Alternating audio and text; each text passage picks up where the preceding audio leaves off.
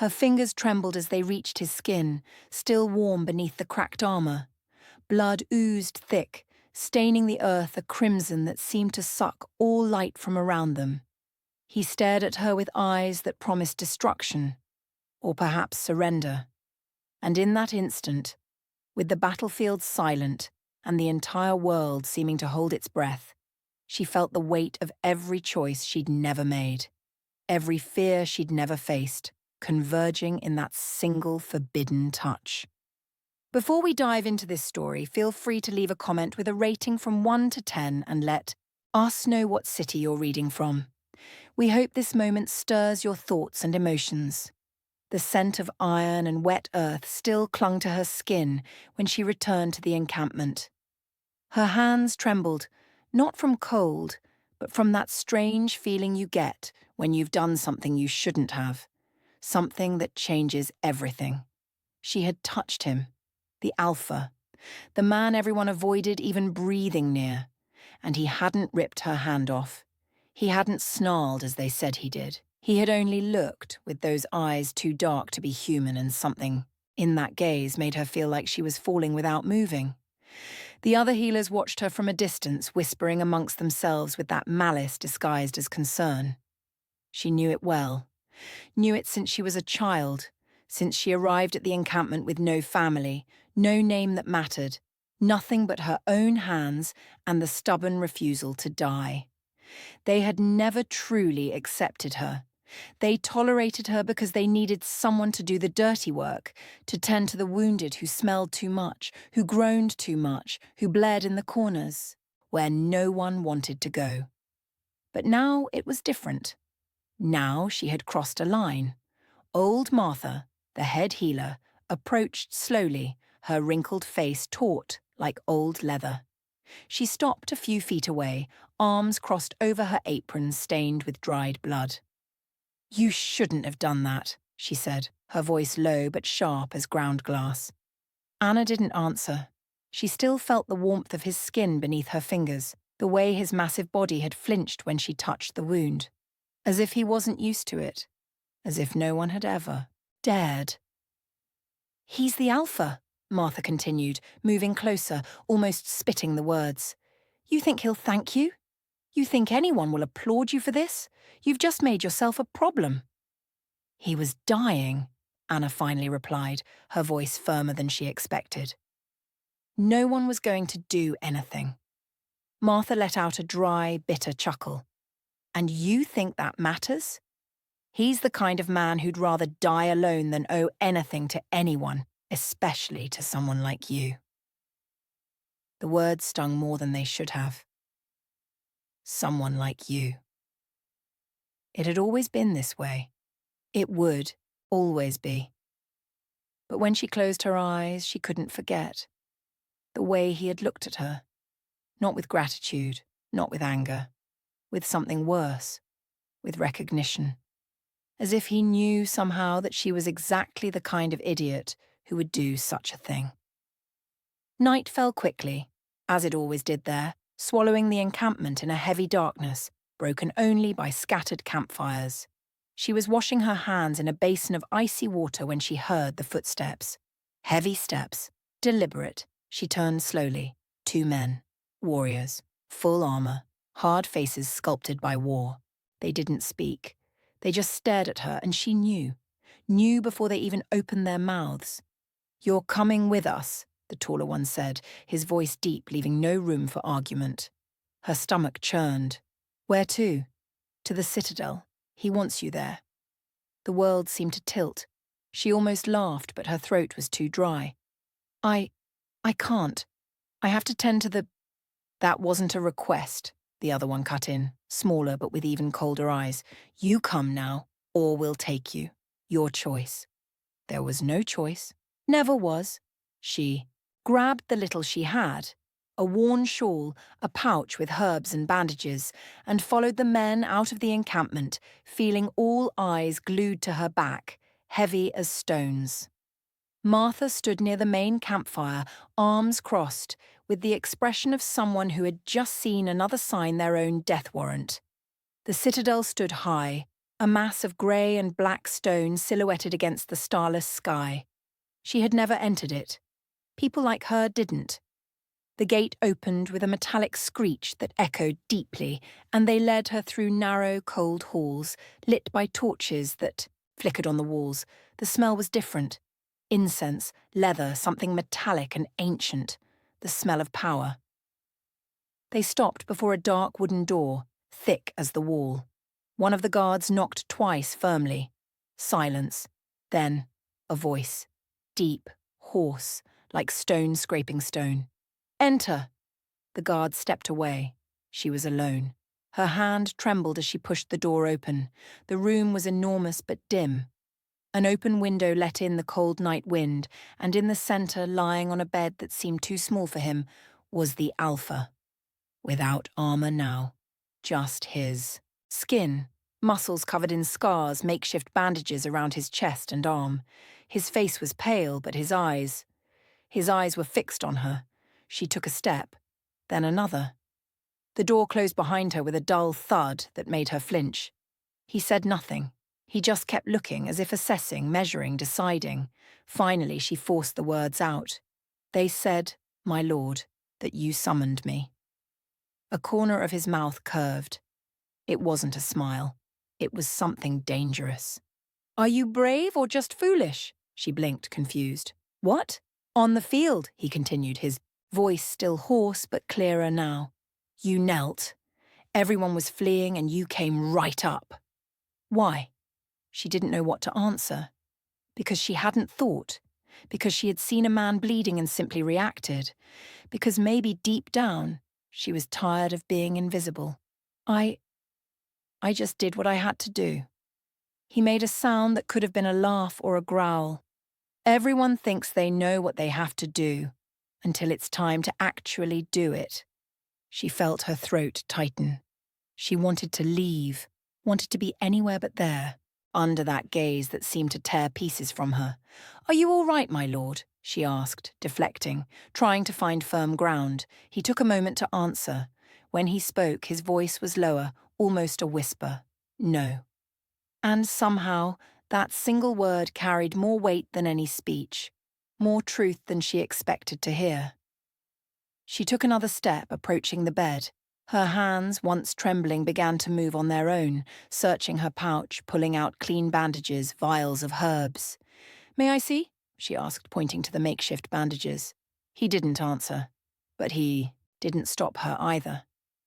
She moved closer slowly and began to undo the soiled cloths.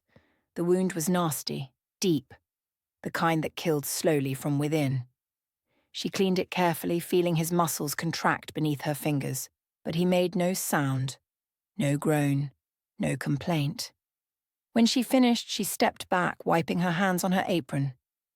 "It will hurt for a while, but it won't kill you." He stared at her, and this time there was something different in his gaze, something she couldn't name, but that made her want to run and stay at the same time.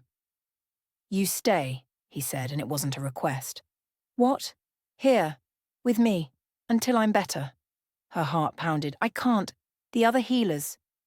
"I don't care," he cut in, his voice gaining a sharp edge. "You touched me. You take responsibility." And in that moment, she understood. Understood that she had done more than save his life. She had tied herself to him in a way she didn't even comprehend yet. She nodded silently and turned to leave. "What's your name?" he asked before she reached the door. She stopped. No one had ever asked before. "Anna," she said, her voice almost fading. "My name is Anna." He repeated it slowly as if testing the weight of the word. Anna. And somehow, coming from him, her name sounded different. It sounded dangerous.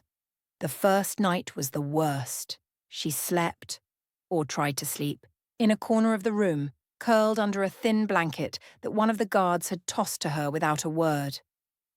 The floor was cold stone, and every time she moved, her body complained. But it wasn't the discomfort that kept her awake. It was his presence, the sound of his uneven, heavy breathing, sometimes stopping for too long, until she found herself counting the seconds, her heart racing, waiting for the next breath. He didn't truly sleep. She knew. Every now and then she heard a low, muffled groan, as if he was holding the pain between his teeth. And at some point, in the middle of the night, when the silence grew too heavy, she heard his voice, hoarse, cutting through the darkness. "Are you still there?" She flinched, as if caught doing something wrong. "Yes." "Why?"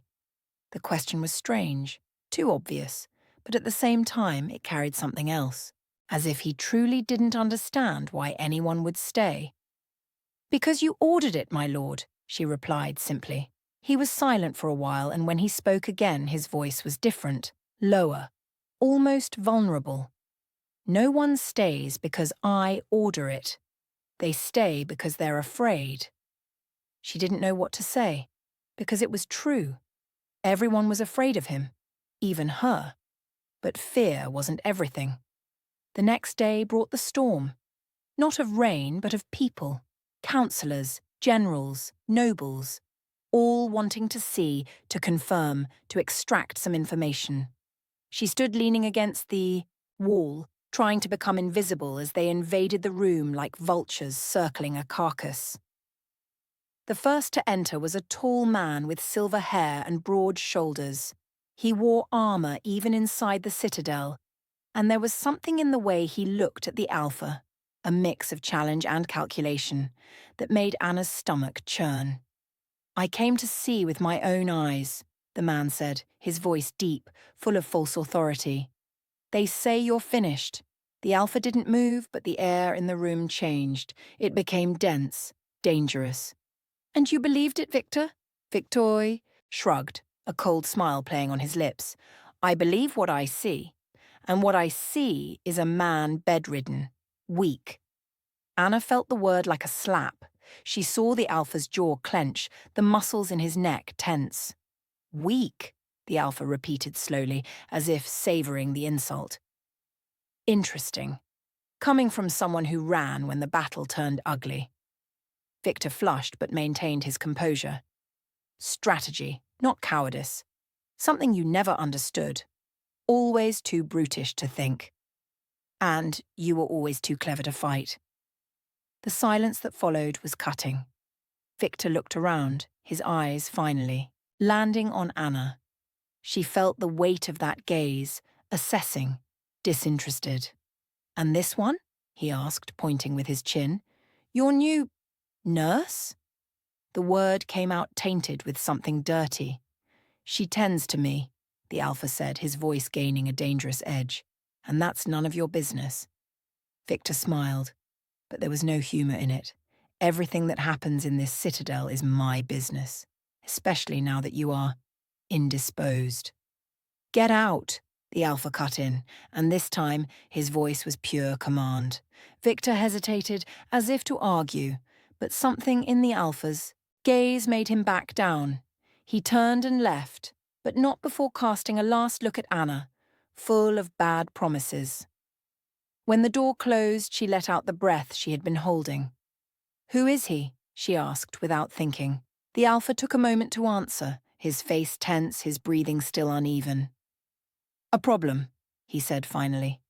"A problem that will grow if I don't get out of this bed soon." The following days were a silent nightmare. Anna tended to his wounds, changed the bandages, applied ointments that stung and made the Alpha clench his teeth. But he never complained, never asked her to stop. He just endured, and there was something terrifying in that resilience, as if he was testing his own limits, or hers. And meanwhile, the court whispered. She heard it in the halls when she went out for water or herbs. The servants spoke softly, but not softly enough. They said the Alpha was losing control, that Victor was gaining support, that the realm was on the verge of collapse, all because of a wound that shouldn't have happened. And they talked about her, the orphan, the nobody, the one who had dared to touch the untouchable. One afternoon, returning with a bucket of clean water, a woman intercepted her in the hall. She was young, sharply beautiful, with a green silk dress and jewels that sparkled even in the dim light. She blocked Anna's path with a smile that didn't reach her eyes. "So it's you," the woman said, her voice too sweet, venomous. "The famous healer." Anna tried to pass, but the woman stepped aside, blocking her again. "I'm in a hurry," Anna said, holding the bucket tighter. "I imagine," the woman replied, tilting her head. "It must be. Tiring. Tending to a man like him, so demanding." There was something in the way she said that. Something dirty. Anna felt her face flush. "If you'll excuse me." "Just wanted to warn you," the woman continued, her smile widening. "Don't delude yourself. He's not the type of man who thanks you. When he gets better, you'll go back to where you came from. And we'll all forget you ever existed." The words hung in the air like smoke. Anna felt them sink in, digging deep. But she didn't answer. She just walked past and continued on, her back burning, under the woman's gaze.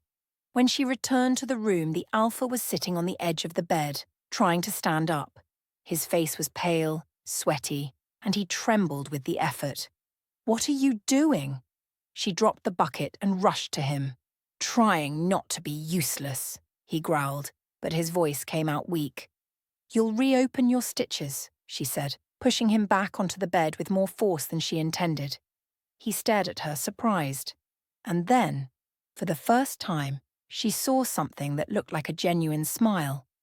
"You're bossy, and you're stubborn." They stayed like that, looking at each other, and Anna felt something stir in her chest, something dangerous and inevitable. "Why do they hate you so much?" she asked, sitting beside him, careful not to touch the wound. He sighed, running a hand over his face. "Because I have power, and power scares people, scares even those who should be on my side. Victor wants your place. Victor wants everything, always has. He was just waiting for me to falter. And now you've faltered." He looked at her, and there was something raw in that gaze, something she had never seen before. "Yes, and you were there." The phrase hung between them, heavy, full of meanings Anna couldn't unravel. "I just did what I thought was right," she said softly.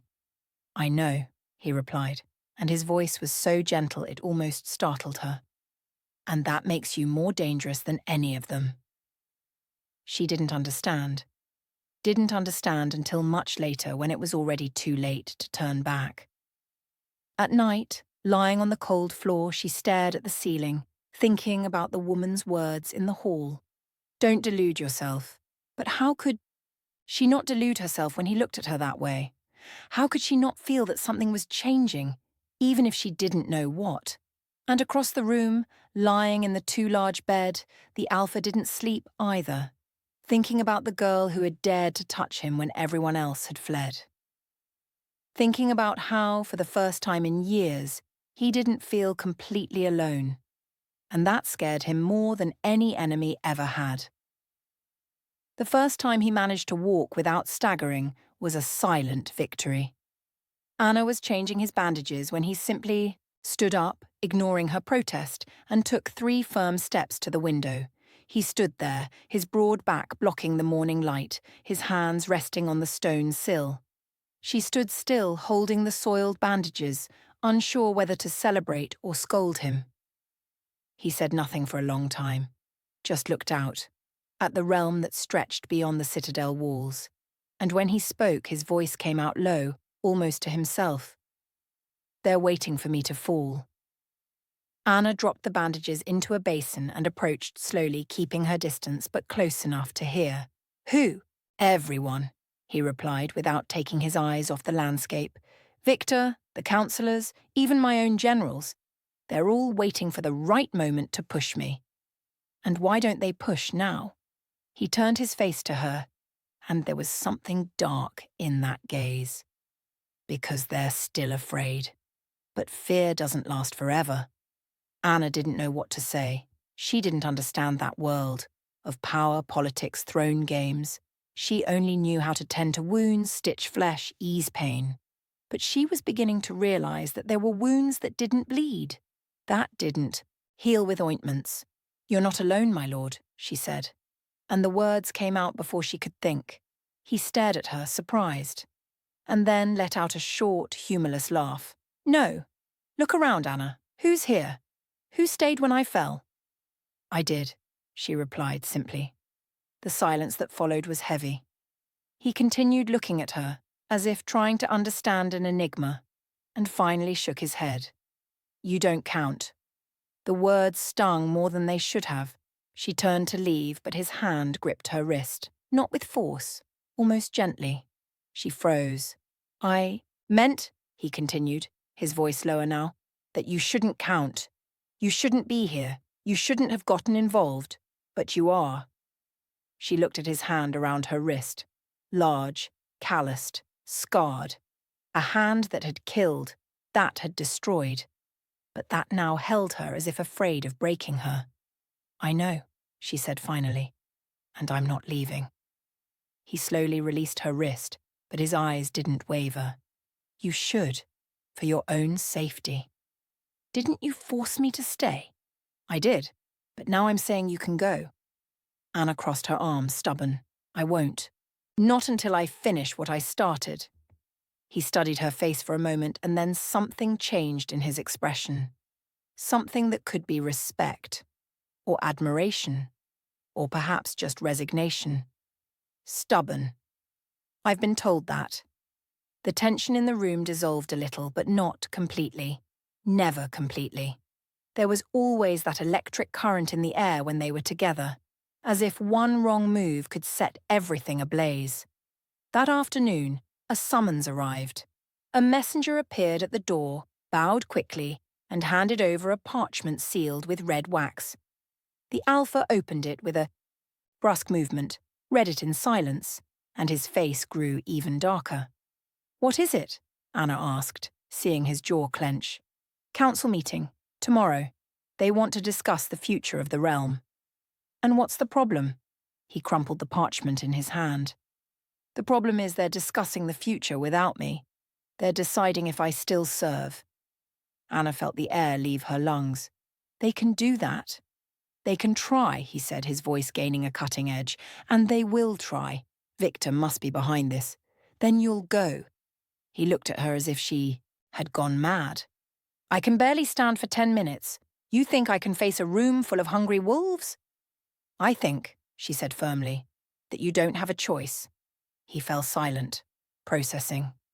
And then, for the first time, she saw something that looked like real vulnerability.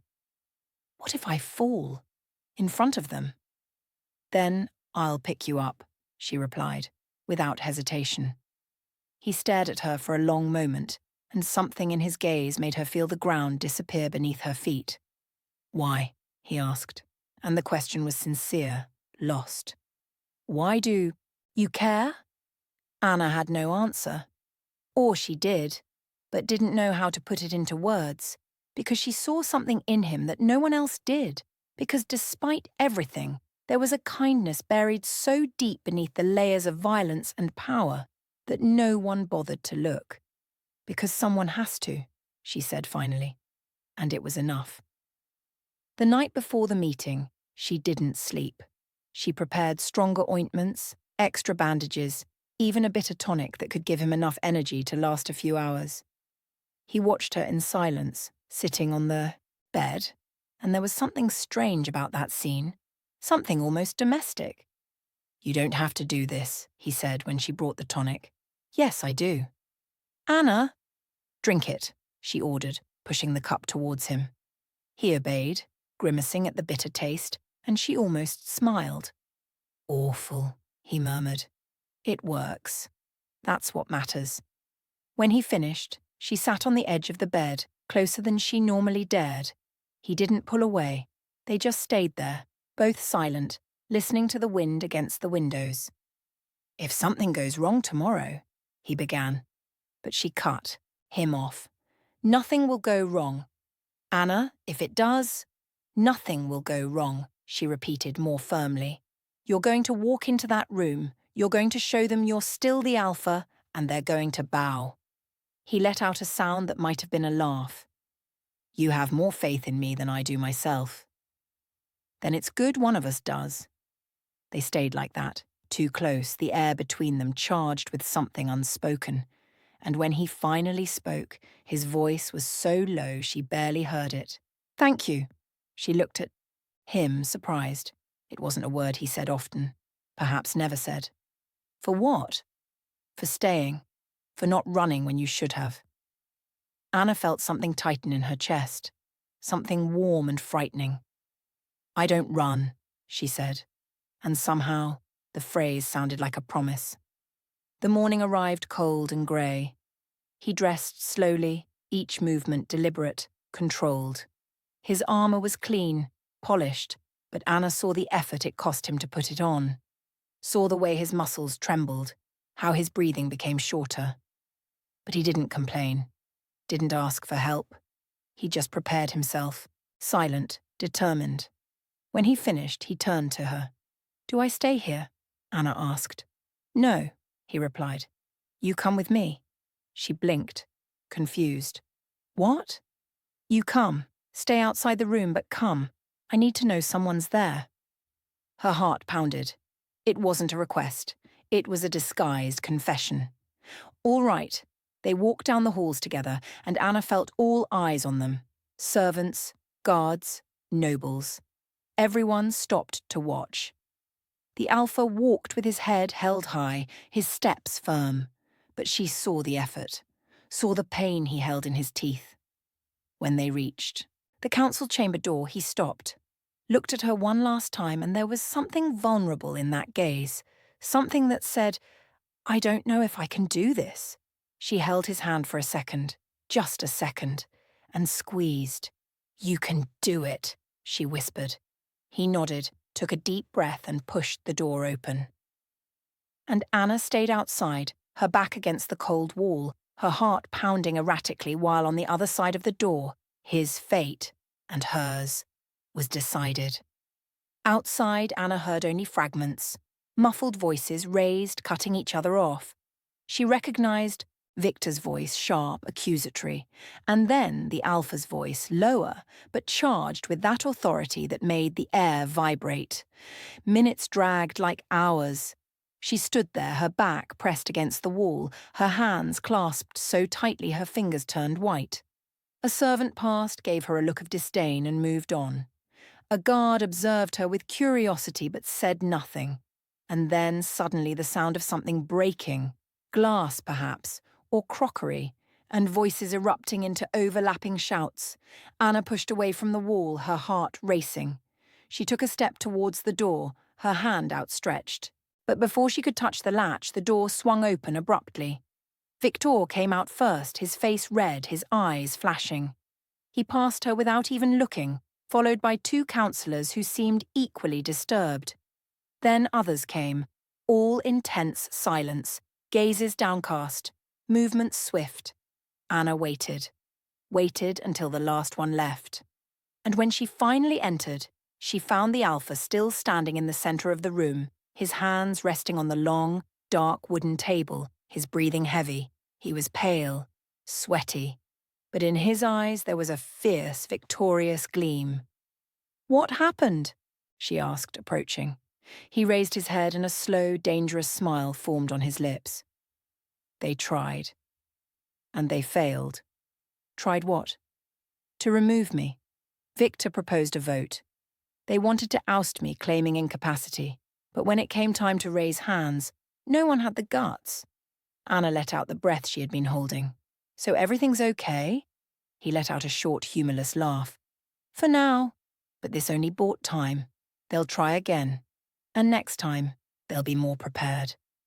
She saw the way he trembled, even trying to hide it.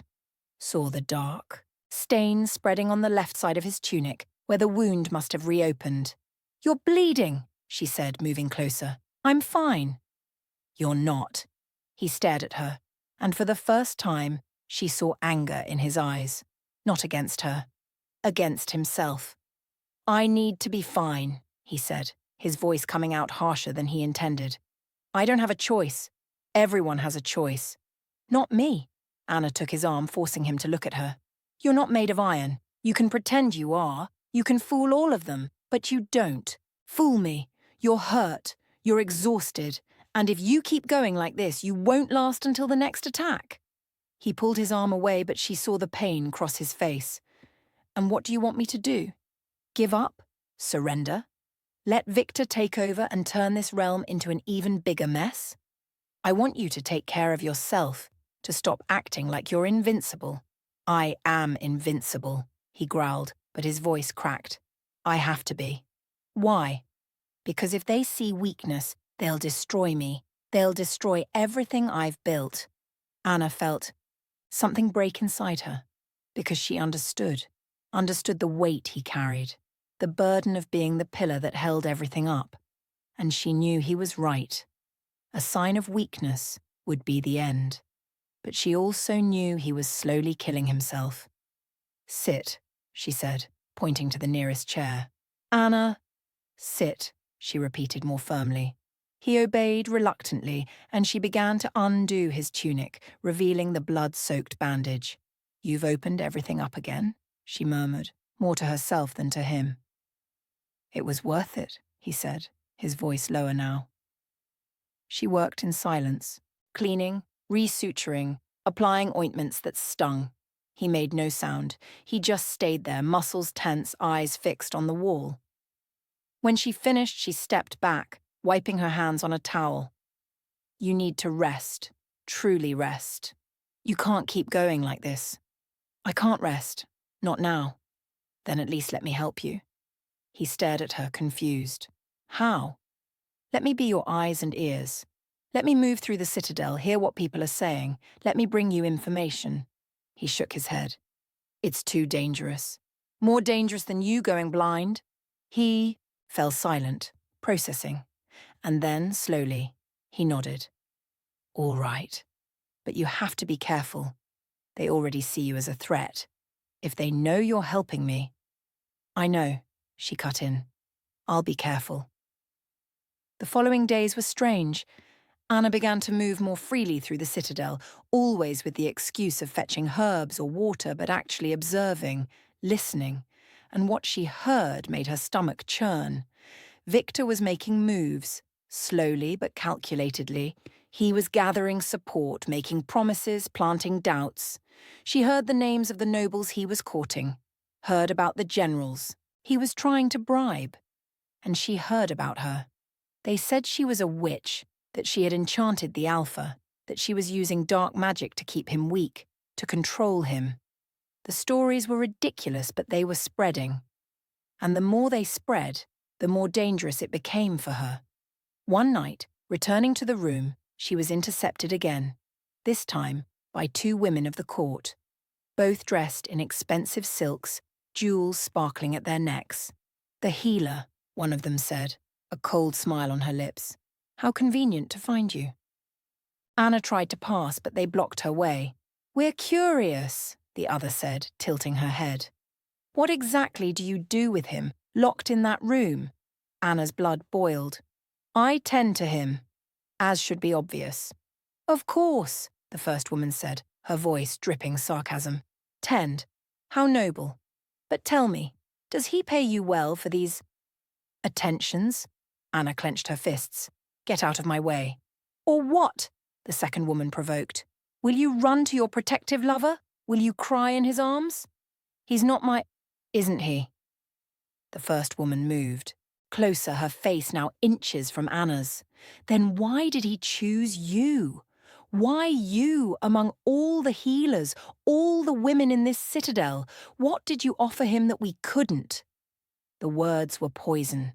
Anna felt rage rise, hot and blind, but before she could answer, a voice cut through the hall.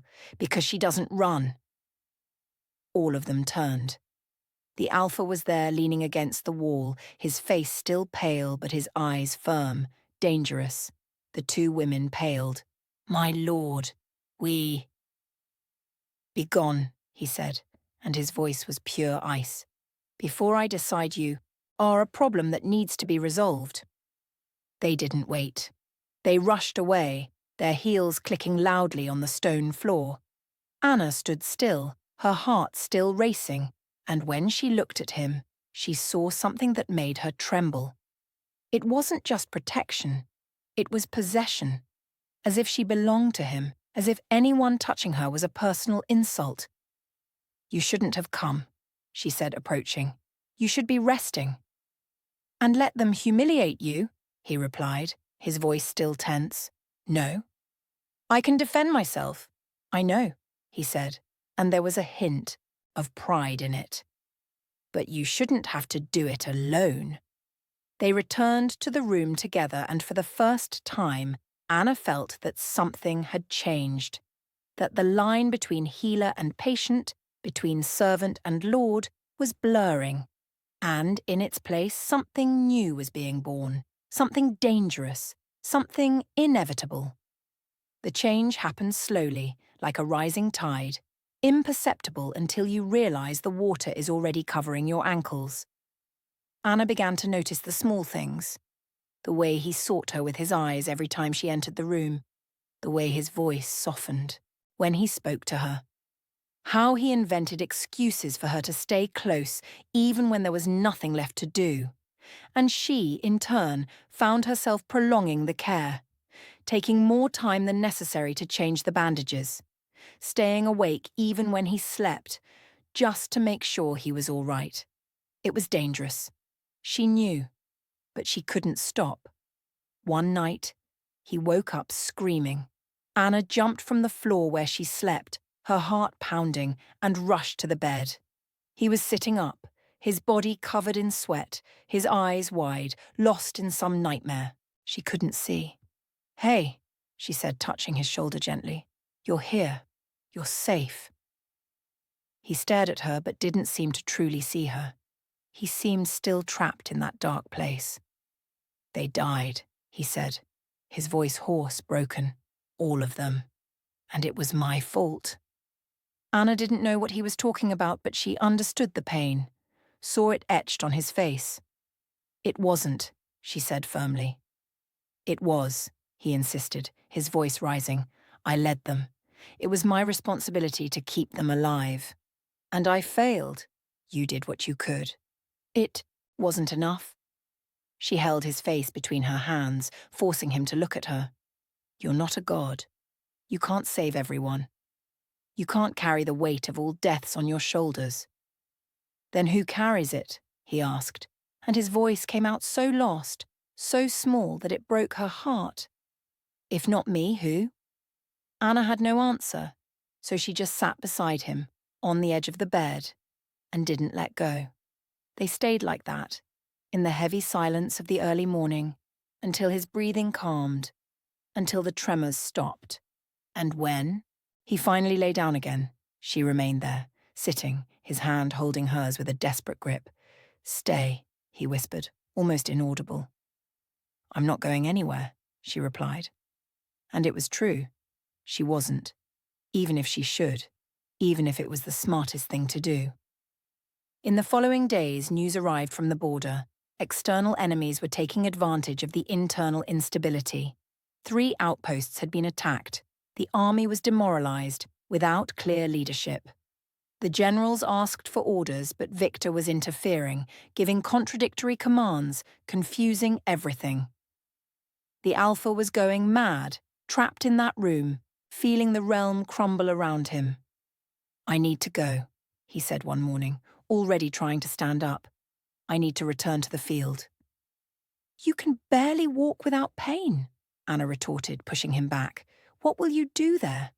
Die and let Victor take over for good? It's better than staying here useless. You're not useless.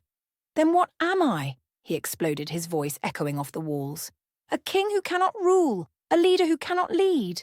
What am I, Anna? She didn't answer immediately. She just stared at him, seeing the pain, the frustration, the despair. You're a man, she said, finally, slowly. A man who is wounded, who needs to heal, and who is doing the best he can. It's not enough. It never will be. No matter what you do, you'll always feel it's not enough. Because you demand too much of yourself. Because you think you have to be perfect. He turned his face away, his jaw clenched. If I'm not perfect, they'll destroy me. Then let them try, she said, and her voice came out with a fierceness she didn't know she had. Let them come. You've already survived worse. You've looked death in the eyes and spit in its face. You'll survive this too. He looked at her for a long moment, And then something in his face softened, something that rarely appeared. "How do you do that?" he asked softly. "Do what?" "Make me believe, make me feel that maybe, just maybe, I can do it." Anna felt her chest tighten. "Because you can. You just need to see it." He took her hand, and the touch was different now. It was no longer about comfort. It was about connection, about something neither of them dared to name. "If I had known you earlier," he said, his voice almost a whisper, "maybe things would have been different." Different how? Less lonely. Her heart beat faster. There was something in the way he looked at her. Something raw, exposed, vulnerable in a way that scared her. "You're not alone now," she said. "No?" "No." They stayed like that, hands intertwined, eyes locked on each other, and Anna felt she was on the verge of something. On a precipice. One step, and everything would change. One step, and there would be no going back. But before either of them could take that step, the door burst open. A guard rushed in, panting, his face red. "My lord, we need you. Now." The Alpha pulled away from Anna as if burned, his expression returning to that hard mask. "What happened?" "Victor. He called an emergency meeting. He's saying he has proof of treason." Anna's blood ran cold. "Treason from whom?" The guard hesitated, his eyes landing on her for a second before returning to the Alpha.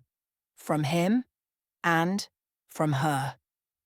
The silence that followed was deafening. The Alpha stood up, the pain visible but ignored, and walked to the guard. "Where?" "Council chamber, everyone's already there." He looked at Anna, and there was anger in his eyes. Not against her, against the situation, against Victor.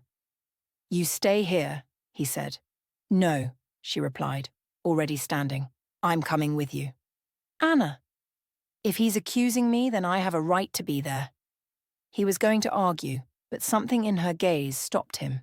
Perhaps it was the determination, or perhaps it was the fact that he knew she was right. "All right," he agreed finally. "But you stay by my side. No matter what happens." They descended together, and Anna felt the entire citadel watching. Servants stopped what they were doing to stare. Guards whispered among themselves. Nobles eyed them with a mix of curiosity and disdain. When they entered the council chamber, everyone was already there. Victor stood in the center, a triumphant smile on his lips. The councillors sat around the table, faces tense, waiting. The Alpha entered like a storm, and Anna followed him, her heart beating so hard she was sure everyone could hear it. "So," the Alpha said, his voice cutting through the silence, "exactly what are you accusing me of, Victor?" Victor took a step forward, his eyes gleaming with malice. "Not just you, her too." He pointed at Anna, and she felt all eyes turn to her. "Accusing of what?" the Alpha insisted, his voice dangerously calm. "Conspiracy?" Victor said, unrolling a parchment. "I have witnesses who saw you two, talking, planning.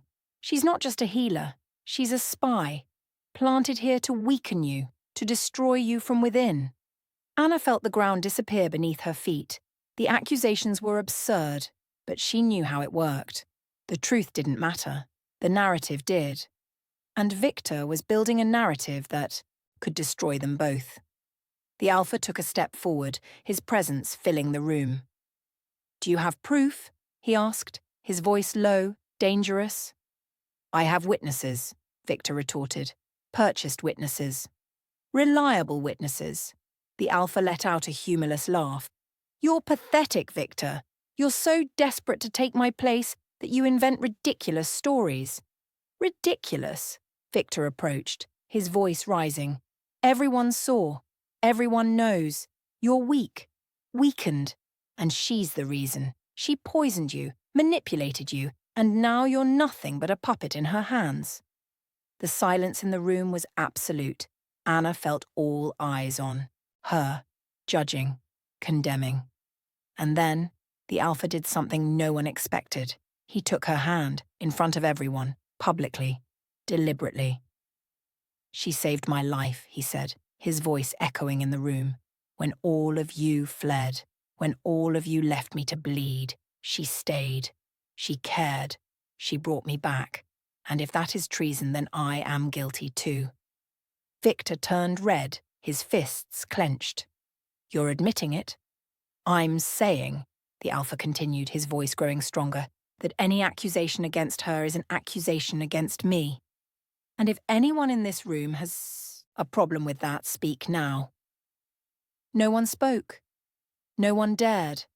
And Anna, with his hand holding hers, felt that something had broken, and something new, dangerous and inevitable had begun. The room erupted in whispers. Anna stood paralyzed, his hand still holding hers, feeling the weight of dozens of stares fixed on them. The gesture had been deliberate, public, irreversible. He wasn't just defending her, he was declaring something, something that went beyond protection, something that changed everything. Victor took a step back, his face contorted in barely contained rage. You've gone mad, he said, his voice trembling. You're tying yourself to a nobody, destroying your own reputation because of a... Finish that sentence, the Alpha cut in, his voice low, dangerous, and I'll finish you. The silence returned, heavy, menacing. Victor looked around, seeking support, but the counsellors were quiet, averting their gazes. No one wanted to take a stand. No one wanted to be the next target. This isn't over, Victor growled, turning to leave. You'll regret this. I regret many things already, the Alpha replied, but she isn't one of them. Victor stormed out, slamming the door, and gradually the others began to disperse. Furtive, glances, muffled whispers, but no one said anything directly. When the room finally emptied, Anna let out the breath she had been holding. You shouldn't have done that, she said softly. He stared at her, his expression impossible to decipher. I know. Now they'll think... Let them think what they want, he cut in. I won't let them destroy you to get to me. But you destroyed yourself in the process. He let go of her hand, running his fingers through his hair, tense. Perhaps. But at least this time it was for something worth it. Anna felt her chest tighten. There was something devastating in the way he said that. As if she was valuable, as if she mattered. I'm not worth all this, she murmured. He turned to her so quickly that she took a step back. Don't say that. Never say that. It's the truth. I'm a nobody. An orphan, a healer with no name. You're the Alpha, the king, and you're throwing everything away because of me. I'm not throwing anything away, he said, moving closer. I'm choosing. For the first time in my life, I'm choosing something I want instead of what's expected of me. Anna felt tears burn, but she held them back. And what do you want? He stopped a step away from her, so close she could feel the heat radiating from him. You, he said, simple, devastating. I want you. The world seemed to stop. Anna couldn't breathe, couldn't think. All that existed was him, there, looking at her as if she were the only thing that mattered. I can't. We can't. Why not? Because the world won't allow it. Because they'll destroy us. Because you're afraid, he completed. And it wasn't an accusation. It was just a statement. Yes, she admitted, her voice breaking. I'm afraid. Of you. Of what you make me feel. Of what will happen when everything crumbles. He held her face with both hands, forcing her to look at him. Then be afraid with me. But don't ask me to pretend I feel nothing. Not after everything. And before she could answer, before she could think, he kissed her. It was desperate, intense, as if he was pouring everything he couldn't say into words into that touch. And Anna, for a moment, forgot everything. Forgot the world, the consequences, the fear. Only that existed. Him and her. When they separated, both were breathless, and Anna knew she had crossed a line from which there was no return. That was a terrible idea, she whispered, but didn't pull away. It was the best thing I've done in years, he replied, and there was a smile on his lips, a real smile. The following days were chaotic. The news spread through the citadel like wildfire. The Alpha and the healer. The Alpha and the orphan. The stories varied, each more scandalous than the last, but the core was the same. Something unthinkable was happening. Anna felt the stares wherever she went, some curious, others full of hatred. The servants whispered when she passed. The nobles ignored her completely as if she didn't exist. And the court ladies, they looked at her with a mix of envy and disdain that burned. But she continued tending to him, continued by his side, even when every fibre of her being screamed to run. One afternoon, she was summoned by one of the older councillors, a woman with silver hair and sharp eyes, whom everyone feared and respected.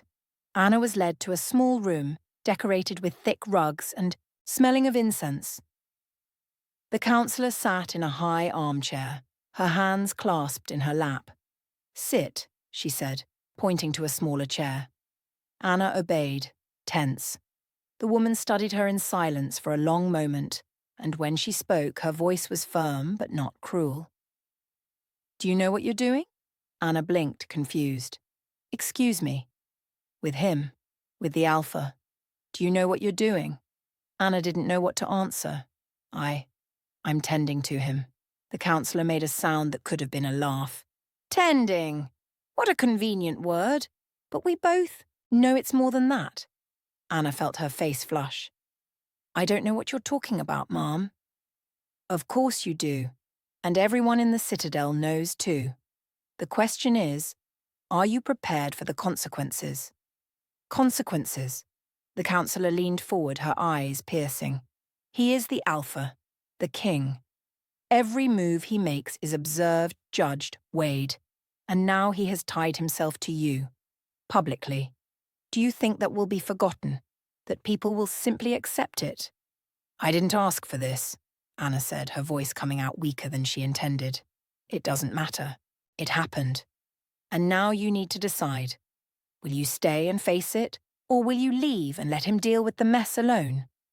Anna felt her throat tighten. "I don't want to hurt him." "Then stay, but not halfway. If you stay, stay for real. Face the stares, the gossip, the attacks, because they will come. And if you falter, if you show weakness, they will devour you. And him too." Anna looked at her own hands trembling in her lap. "I don't know if I'm strong enough." The councillor leaned back, a small smile appearing on her lips. "You knelt on the battlefield when everyone fled. You touched the most dangerous man in this realm without hesitation. You are stronger than you think. The question is whether you will believe it." When Anna returned to the room, she found the Alpha standing, looking out the window. He turned when he heard the door, and something in his face softened. "Where were you?" "Talking," she said, closing the door behind her. "With Councillor Martha." He frowned. What did she want? To warn me about what's to come. He sighed, running a hand over his face. "I should have thought it through. I should have protected you better." "No," Anna said, approaching. "You can't protect me from everything, and I don't want you to try." "Anna, I choose to stay," she said, firm. "I choose you. Even knowing it will be difficult, even knowing it will hurt, I stay." He stared at her, and there was something vulnerable in that gaze, something she rarely saw. "Why?" "Because you did the same for me," she replied. "You chose me when no one else would. You defended me when you should have thrown me to the wolves. And now it's my turn to stay." He closed his eyes, breathing deeply, and when he opened them again, there was determination there. "Then we face it together." "Together," she echoed. And that night, lying side by side, not on the floor and in the bed, but together, finally together, Anna knew she had made the right choice. It wouldn't be easy. It would, probably, be the hardest thing she had ever done. But it would be real. And that, in the end, was all that mattered. The storm everyone expected arrived 3 days later. Victor was no longer hiding his intentions. He called a public assembly in the central courtyard of the citadel where everyone could see, hear, witness. Soldiers, servants, nobles, all were obliged to attend.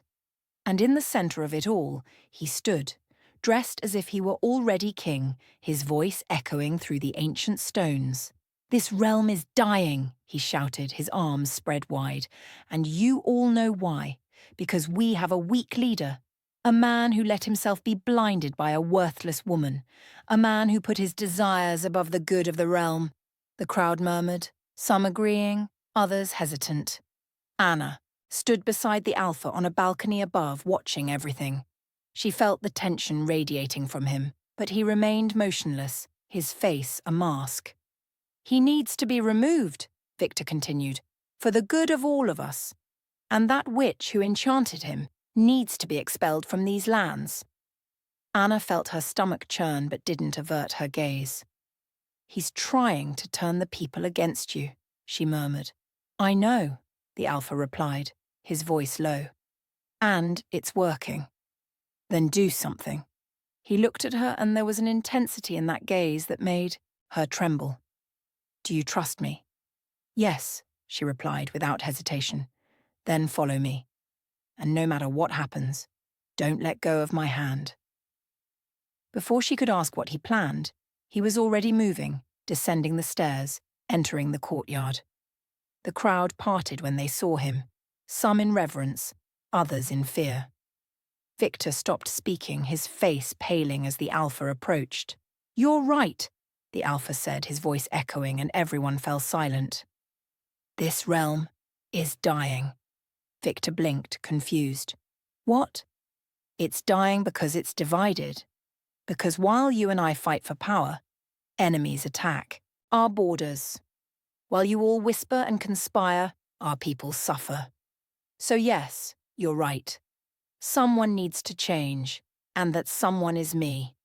He turned to the crowd, and Anna saw the transformation. Saw the Alpha emerge, not the wounded man, but the leader he had always been. "I have been weak," he continued. "I have been trapped in a room, recovering from injuries, and meanwhile, I let doubt spread.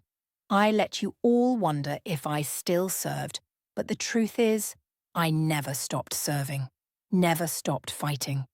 And the reason I am still here, the reason I can still stand before you, is because of her." He pointed to Anna, and she felt all eyes turn. "She saved me. When everyone fled, when even my own generals retreated, she came. She knelt. She cared. She brought me back. And if that makes her a witch, then may all the gods curse me because I would choose her again. 1,000 times." The crowd fell silent, processing. Victor took a step forward, his face red. "You're blind. She manipulated you, weakened you." "No," the Alpha cut in, his voice gaining a sharp edge. "She showed me that. Strength isn't just about brute power. It's about knowing when to ask for help, when to trust, when to allow someone to see you vulnerable. And that, Victor, is something you will never understand, because you are too weak to admit you need anyone." Victor trembled with rage but couldn't reply. The Alpha turned back to the crowd. "I have made mistakes, many, but I will correct them. I will rebuild this realm. I will lead our army back to the borders and protect our people. And I will do it not alone, but with the help of all of you, including her." He extended his hand to Anna, and she, even feeling the fear, even feeling all the judgmental stares, took a step forward and held it. "If anyone here has a problem with that," the Alpha said, his voice echoing, "they can leave now. They can join our enemies. They can try to overthrow me, but know that I will fight, and this time, I will not fight alone." For a long moment, no one moved. And then, slowly, a soldier knelt. Then another, and another, until half the courtyard was on its knees, not in submission, but in loyalty. Victor looked around, desperate, but his support had crumbled. He had staked everything on that moment, and he had lost. "This isn't over," he hissed, but his voice came out weak. "No," the Alpha agreed, "it's not over, But you are. Guards, escort him out of the citadel. He is no longer welcome here. Victor was led away, shouting empty threats, and the crowd began to disperse, still whispering, but now with a different tone. Not of disdain, but of respect, of hope. When they were finally alone, Anna released the breath she had been holding. "You did it," she said, almost laughing with relief. "We did it," he corrected, pulling her close. Together. The following months were about rebuilding. The Alpha resumed command, but in a different way. More human, more accessible, and Anna, now recognized not only as a healer, but as a counselor, stood by his side, helping to mend the wounds that war and division had caused. It wasn't easy. There was resistance. There were those who never accepted it. But little by little, the realm began to heal. And one quiet afternoon, months after everything, Anna was in the garden when he found her. "Come with me," he said, extending his hand. She took it curious, and he led her to the field where everything had begun, the place where she had knelt and touched the wounded wolf. "Why are we here?" she asked. He stopped, looking around, and when he spoke, his voice was soft. "Because this is where everything changed. This is where I learned that strength isn't about never falling. It's about having someone who kneels with you when you fall." Anna felt her eyes sting. "You don't need that anymore. You're strong again." "I know," he said, turning to her. "But I don't want to be strong alone. I want to be strong with you." He knelt, and Anna felt her heart stop. "You saved me that day. And every day since. So now I ask you, will you stay? Not as a healer, not as a counselor, but as my equal, my companion, my—" "Yes," she cut in, laughing and crying at the same time. "Yes, I'll stay." He stood up, pulling her into a tight embrace, and Anna knew she had found her place. Not among the wounded she healed, not in the dark corners where she was forgotten, but there, beside him. The man who had been a fierce wolf, but who learned to be human. The Alpha who finally understood that true strength lay in vulnerability, and that love in the end was the most powerful weapon of all. Years passed, and the realm prospered under their leadership. Together they faced wars, crises, betrayals, but never alone. Always together, always hand in hand, as on that day on the battlefield. And when, decades later, she saw him for the last time, old but still imposing, lying in the same bed where everything had begun, she knelt again, as she had done on that distant day. But this time it wasn't to save, it was to say goodbye. And when he closed his eyes for the last time, he smiled, because he knew he had lived a lifetime with the only person who never ran. The only one who chose to stay.